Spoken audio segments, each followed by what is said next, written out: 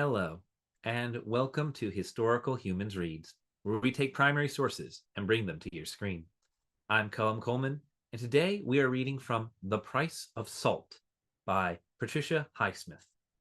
First published in 1952 under the title and pseudonym Carol by Claire Morgan, The Price of Salt follows a young woman named Therese, who is trapped in a stifling job as a desk clerk as she falls for another woman, and after a bit of stalking, the two set out across the United States to discover what life has in store for them. Hailed as the novel of a love society forbids, The Price of Salt has been a foundational work of LGBTQ representation in literature that has only recently received recognition beyond its following as a cult classic. Today, we will be reading from Chapter 3 of The Price of Salt by Patricia Highsmith. With that, let's begin. Roberta Walls, the youngest DS in the toy department, paused just long enough in her mid-morning flurry to whisper to Therese, "If we don't sell this $24.95 suitcase today, it'll be marked down Monday, and the department will take a $2 loss." Roberta nodded at the brown pasteboard suitcase on the counter, thrust her load of gray boxes into Miss Martucci's hands, and hurried on. Down the long aisle, Therese watched the salesgirls make way for Roberta. Roberta flew up and down counters from one corner of the floor to the other, from 9 in the morning until 6 at night. Therese had heard that Roberta was trying for another promotion. She wore red harlequin glasses, and, unlike the other girls, always pushed the sleeves of her green smock up above her elbows. Therese saw her flit across an aisle and stop Mrs. Hendrickson with an excited message delivered with many gestures.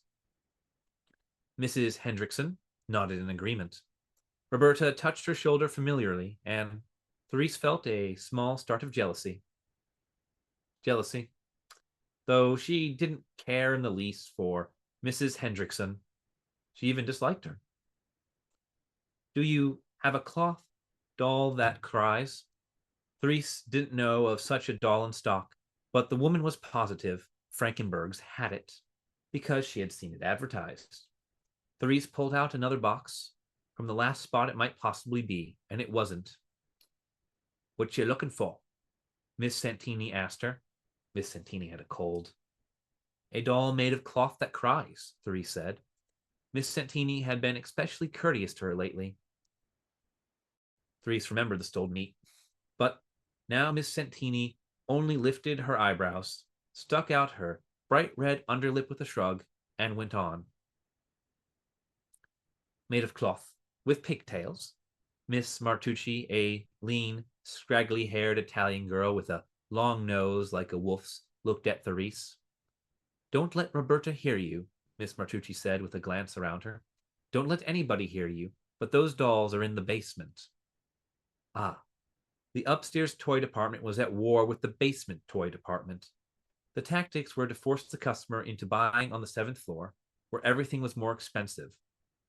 Therese told the woman the dolls were in the basement.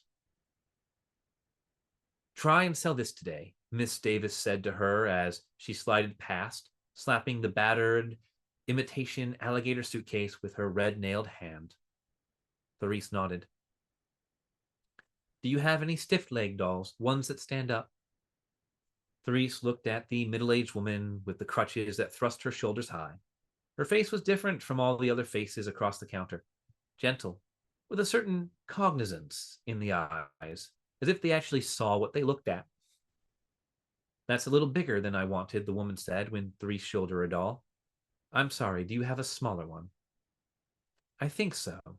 Therese went farther down the aisle and was aware that the woman followed her on her crutches, circling the press of people at the counter so as to save Therese walking back with the doll. Suddenly, Therese wanted to take infinite pains, wanted to find exactly the doll the woman was looking for, but the next doll wasn't quite right either. The doll didn't have real hair. Therese tried in another place and found the same doll with real hair. It even cried when bent over. This was exactly what the woman wanted. Therese laid the doll down carefully in the fresh tissue in a new box. That's just perfect, the woman repeated. I'm sending this to a friend in Australia who's a nurse. She graduated from nursing school with me, so I make a little uniform like ours to dress a doll in. Thank you so much, and I wish you a Merry Christmas. Merry Christmas to you, Therese said, smiling. It was the first Merry Christmas she had heard from a customer. Have you had your relief yet, Miss Belvet? Mrs. Hendrickson asked her, as sharply as if she had reproached her. Therese hadn't had it. She got her pocketbook and the novel she was reading from the shelf under the wrapping counter. The novel was Joyce's Portrait of the Artist as a Young Man, which Richard was anxious for her to read. How anyone could have read Gertrude Stein without reading Joyce, Richard said. He didn't know. She felt a bit inferior when Richard talked with her about books. She had browsed all over the bookshelves at school, but the library had been assembled by the order of the saint. Margaret had been far from Catholic, she realized now, though it had included such writers as Gertrude Stein. This has been an excerpt from The Price of Salt on Historical Humans Reads. If you enjoyed this video and would like to hear more excerpts from original texts, please subscribe to notify of the next one. If there's a work you would like to hear, be sure to like this video and leave a comment listing it below. Thank you for listening.